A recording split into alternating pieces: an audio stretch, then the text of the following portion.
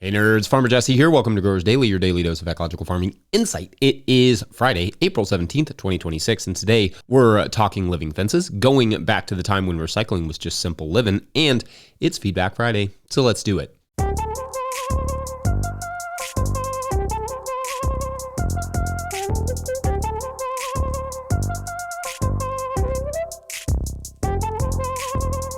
All right, happy Friday, everyone. I hope your weeks have been successful so far as we head into the weekend. I got more lettuce in the ground yesterday. I got a little bit of cultivation done, normal Thursday work stuff.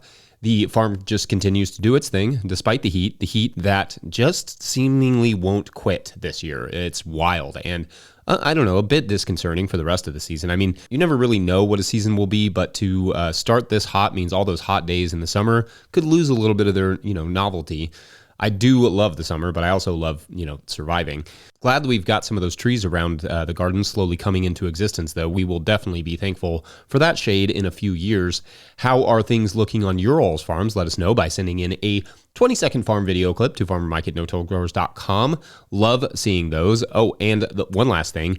I just put up a post over at patreon.com/notillgrowers, free to anyone. Doesn't cost you anything to look at it and to contribute with a question I'd like you all to answer over there. Essentially, you get to establish a country from scratch on completely abandoned land. How would you go about it? We will link it in the show notes. And again, it's free, but I'd love if you all would indulge me over there. It's for a segment that we will talk about next Friday. So anyway, speaking of Fridays, it is Friday, which means Feedback Friday, where we explore what you all were saying about this week's topics. On Monday, we talked about Swiss chard and water bankruptcy.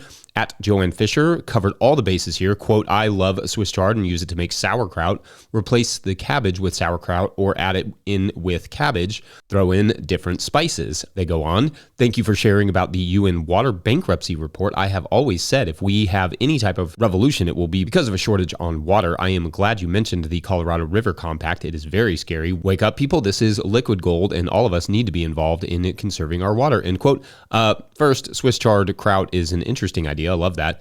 I'll have to try that out at some point. And indeed, water is life, which includes us, plants, animals, all of it. Water could very well become a defining generational crisis, but it doesn't have to. At Stephen Curry wrote, quote, I'm 63 years old. In grammar school and through Cub Scouts, we learned how important water conservation and ecology were at an early age. I think you just motivated me to see what is taught now. I think it's paramount we teach ecology at an early age, end quote. And I agree. Ecology, and I would add to that journalism for deductive reasoning and actually understanding what is a good and bad source of information. But absolutely, schools should have or be farms where they, can teach those things, or at least, visit them. Lots of good comments there in general. More chard fans than I expected. That's fun. On Tuesday, we talked about if humans are actually mostly good at heart, about contamination from salt runoff, plus the Jang cedar. On the Jang, at Cheesy Belize wrote, quote, I agree about the Jang. In my experience with it, it pays for itself in seed savings alone. What sucks about it is that it's heavy as all get out, which also helps make it such a good cedar. The adjustability of the gearing is a bit much. I set it on the most setting and left it at that, no matter what I was planting. The 4-row pinpoint is better / more economical than the JP3 or 5, in my opinion, end quote.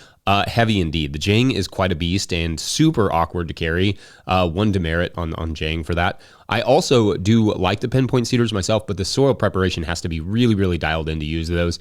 I'll do a segment on those eventually because they are good cedars, especially if you're doing like a lot of baby greens.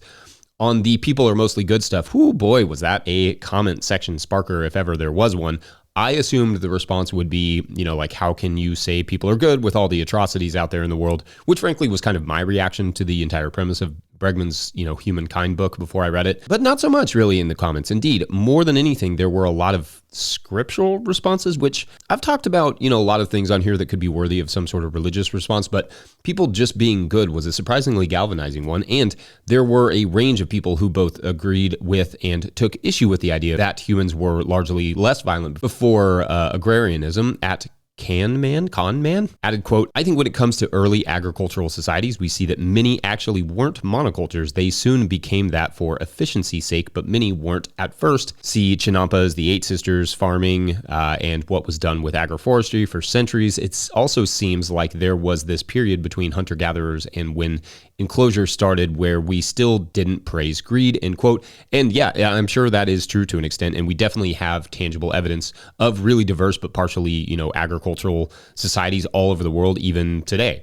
Population booms would have taken a couple hundred years or more to really get going. So the need to really control, land was a more gradual uptick than maybe I made it sound like. Moreover, one thing I've long been fascinated by is the echoes of more tribal life in quote unquote, like developed societies where you have, banks and governments, but also a lot of traditional healing methods or planting rituals or, that sort of stuff that stick around for thousands of years as sort of, remnants or leftovers from ancient times. We still have some of those today, I'm sure. It is really interesting, though, to read through the comments there about how the world feels about goodness, or at least, this little world. Also, I mentioned Hurricane Katrina and the aftermath and how the media created a narrative around looters and rapists, etc. There are a couple solid recent documentaries, in fact, on Katrina out there that get into all of those details. A mini series on Hulu/Disney, and another one from Spike Lee on Netflix. I think those came out last year for the 20th anniversary of Katrina, but they're both worth a watch, especially if you, like me, remember that event well and remember hearing the many, many false narratives. Fascinating stuff. On Wednesday, we were joined by Lucio Usabiago to talk about Arca Tierra and the Chinampas, which I feel like I should make a little bit of a correction because I believe I called them the floating gardens, where Lucio specifically in the first few minutes says they are not floating, which is accurate. They are technically little islands. So my apologies there. I think the floating gardens idea is really evocative, so I can see why people like myself refer to it that way. But islands is technically what they are. Lots of great and supportive comments, as always, on that thread. Dwight Yoder wrote, "Thanks for talking about this unique place. Makes me interested in visiting sometime." Yeah, and I definitely agree with that. I would love to visit the Chinampas sometime. I mean, they may not be around forever at the rate the world is developing, and with the challenges that Lucio laid out, finding ways to support those growers and preserve that area and those traditions would be definitely worthwhile. Huge shouts to Lucio for coming on. Then on Thursday, we had our loaded baked potato of a show about keeping the greenhouse warm, feeding everyone, seaweed biostimulants, and synthetic fertilizers. At Christy Pollock wrote, quote, "Greenhouse heating for overnight heating using wood sea Kachelofen." I think I said that right. Popular in Germany/Austria and maybe other places, kind of a wood-fired storage heater, not like a rocket mass heater. You load it, let it burn with the door open for about half an hour, then close it and let the quote-unquote bricks warm up. I have one in the house, wish I had more, and one small load of wood keeps kicking out heat all night. In general, 2 loads per day keeps it warm 24/7. End quote. And that's cool, or I guess technically warm in this case. A sort of tile or masonry stove. I wasn't really aware of those, so maybe there is a design for that for greenhouses that is out there. Let us know. On getting the food to everyone stuff, at Tim Hammond wrote, quote, "I had a discussion with one of our CSA members the other day about reserving some number of CSA shares for single parent households at half price and accepting donations either from regular CSA customers or the public in general to cover the gap. Her concern was how you make someone prove they're a single parent. My take is just go with the honor system. I'd rather have one cheater slip in than set up some complicated system that drives away 10 families who really need it. Another suggestion she had was just to sign up the local food bank as 10 CSA shares and accept donations to cover the cost. More brainstorming to do on both those ideas, but I don't think you necessarily have to be a nonprofit to get food onto the tables of the less fortunate," end quote. So yeah, that's true, and that you don't have to be a nonprofit to get some food onto the tables of the less fortunate and still survive as a business. It's just a matter of scale, right? Sliding scale CSAs and donated shares are definitely a thing and very cool, but it is perhaps a smaller impact than it sounds like the Patreon question was like looking for, but it's not nothing. I also agree with you about not needing to prove people are single parents. Sure, maybe someone takes advantage of the system, but we shouldn't let the small number of people who would do something like that eliminate the opportunity from the many people who actually need something like that. This is what happens with so many good government programs. Regulations are established based on like the possibility of a few bad actors, which makes the program inaccessible to the people who genuinely could use it and benefit from it. Lovely stuff as always this week, friends. I like the engagement between each other when it's, cordial, at least. I always learn a lot from your back and forths. Otherwise, let's take a quick break. When we come back, we will talk about living fences, where everyone just gets together, just kind of stands in a circle around a garden and screams at deer when they come by. Or maybe that's cooperative fencing. I'll Google it during the break. BRB. That would work, though. Just saying. Getting some bed prep done. This row right here is completely taken over by weeds, so I tilled the path and the row itself. It's been in place for 3 years. I pulled the wood chips up that have been decomposed pretty well, and I'll till back over it. This is what it looks like after a final pass of the tiller. Today's episode is brought to you by Rimmel Greenhouses. Whether you're growing tomatoes for market, flowers in the spring, or vegetables for your family, growing in a high tunnel protected from the weather provides the right environment for a harvest you can count on. Rimmel Greenhouses are strong, durable, and easy to assemble, offering the quality you need to grow productively year-round. The team of experts at Rimmel Greenhouse Systems will be your trusted partners to ensure you get exceptional value from your greenhouse or high tunnel investment. Visit Rimmel.com today to get growing. All right, back to the show. A quick loving reminder that if you, the listener or viewer, are enjoying this podcast, getting even a small amount of value from it, consider supporting our work over at patreon.com/no-till-growers. Does this show bring you $2 worth of value a month? $5? I will try to get to questions from everywhere that questions come in, but I will always get to your Patreon questions as a reward of sorts. Now, today's Patreon question comes to us from Patreon member Thomas, who asks, I've been looking at living fences to go with living pathways and have been reading about coppicing, pollarding, hedgerows, and dead hedges recently. It got me wondering about spacing between living fences. How do you determine how much space to put between a living fence and plants that need protecting? End quote. Okay, so interesting questions here. And the first thing I will say is that I don't have any living fences here on the farm. I do have some, like budding hedgerows, but no living fences. But I have been long fascinated by them. In fact, I just recently went on a whole kick watching old farmer videos, like really old ones, black and white ones from like the 40s and 50s. And one I stumbled upon was a video from the 1940s about how this guy's whole job was to repair hedges in England, called hedging. It was super fascinating. I'll link it in the show notes. And I guess that is still, albeit to a much smaller extent, a job people do in some areas. So for me, I'm not going to directly advise you on how to do it because I have not myself ever built one, at least not yet. But I can talk a bit about them from the vantage of someone who geeks out on these sort of things and is sort of setting up our little hedgerows.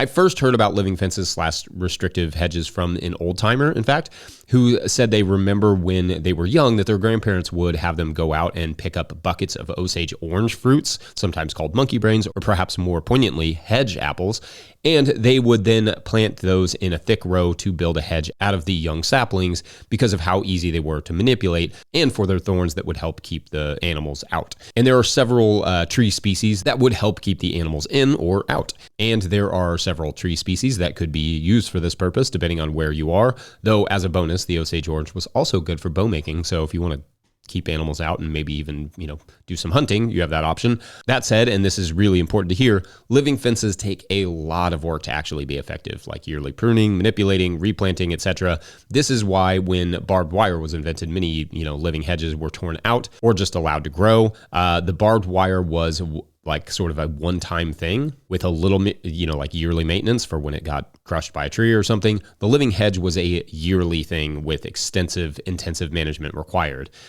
Anyway, none of that really addresses your question. So first, how far would you space your gardens away from your living fences is going to come down to the design of the hedges, the species that you're using, the height that you want to grow it, and all that stuff.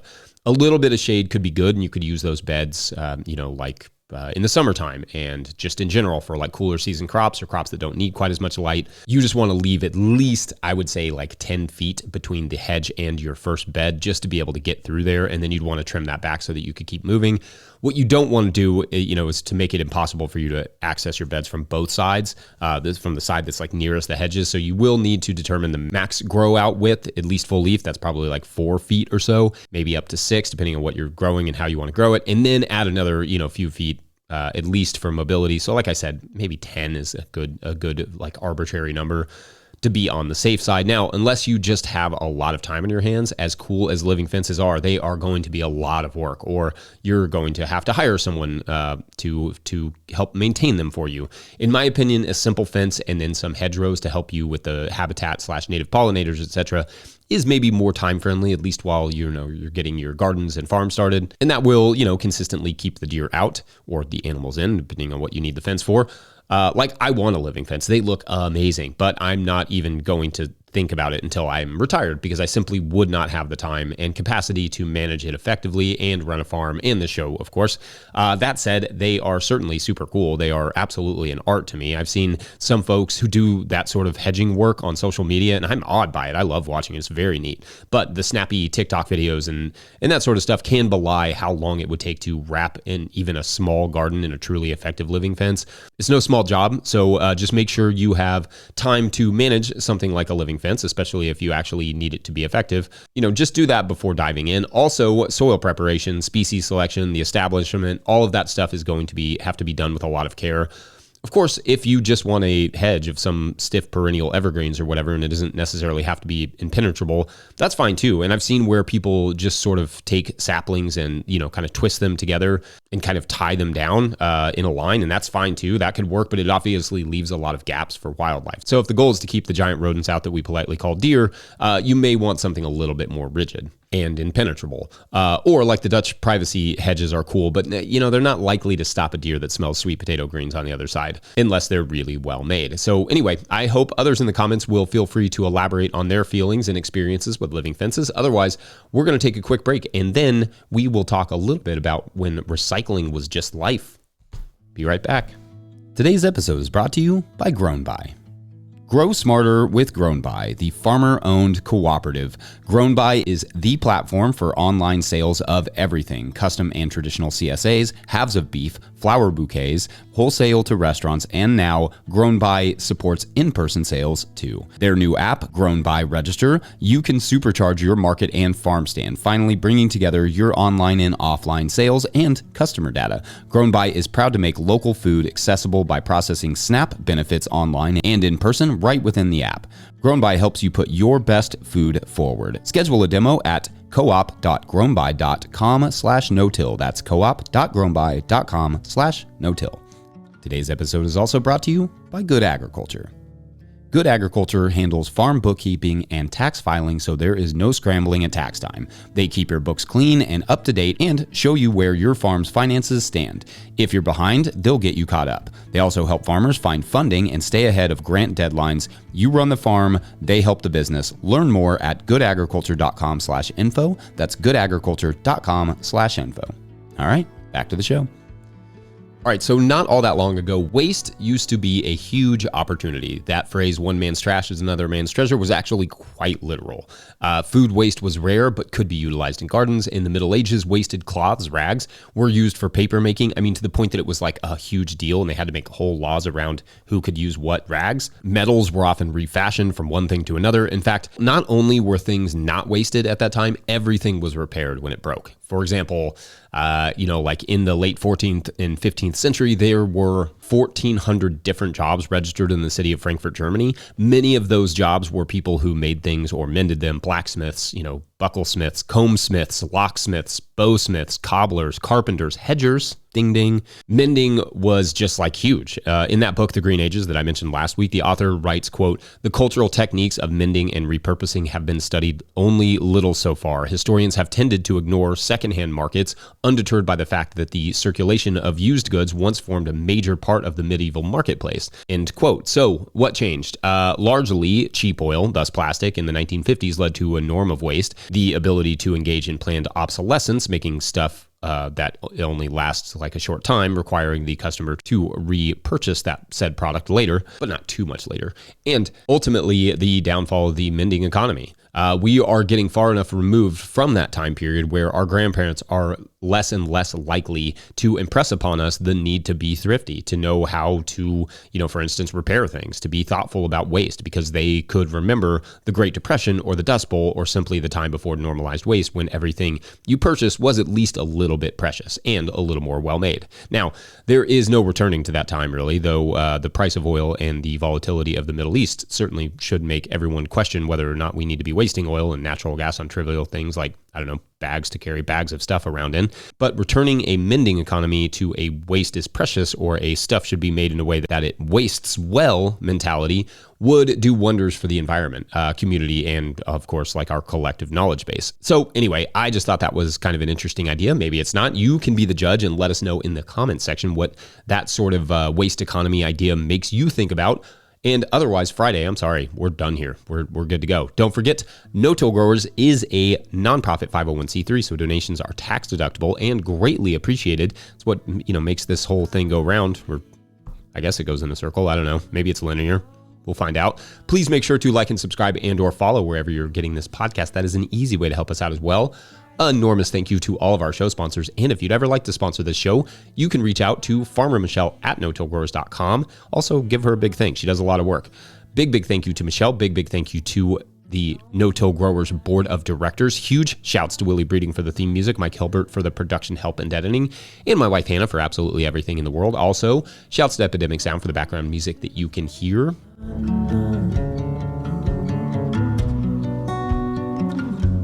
Pick up a hat like one of the new ones or a copy of my book, The Living Soil Handbook, at no-tillgrowers.com to support our work. Lots of book sales recently, so shouts to you all. We really appreciate that. That literally does go to making the show. So big thank you to everyone over at patreon.com/no-tillgrowers. Also helps run the show, where at a certain level, or if you just bump up from one level to another, or you sign up in the month of April, you get a shout on the show. So big shout outs today to Bill Price, Alex and Oliver, Dwight Yoder, Bill King, Doug, and Ian at Grindstone Farms, and Supersized Wellness.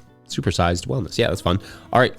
So yes, we're going to conclude our story with Pop-Tart, as much as you can conclude any story with the cat. But anyway, so Pop-Tart, our cat, who has just, about had it up to here with her humans, is out looking for some food when she comes across one of her humans doing something, I don't know, peculiar, something she herself has dreamed of from time to time, but definitely weird for humans. It's just eating another human's brains. Just standing there eating it. Pop-Tart, goes up to the human who's like drooling. Its eyes seem a little glazed. And, and Pop-Tart just decides to like rub against the human's leg like she normally does to get food, just to see if it'll feed her or maybe just let her in on this action a little bit. But to no avail. The human just eats sloppily and ignores Pop-Tart, doesn't really even notice her. So bored, she sort of looks around and notices lots of humans are doing this sort of thing in the neighborhood, which seems more than anything, honestly, to Pop-Tart, just annoying to Pop-Tart, who, as luck would have it, at that moment does happen to spy a mouse sneaking out of a trash can, and she begins her chase. Thanks for watching and or listening. We will see you on Monday.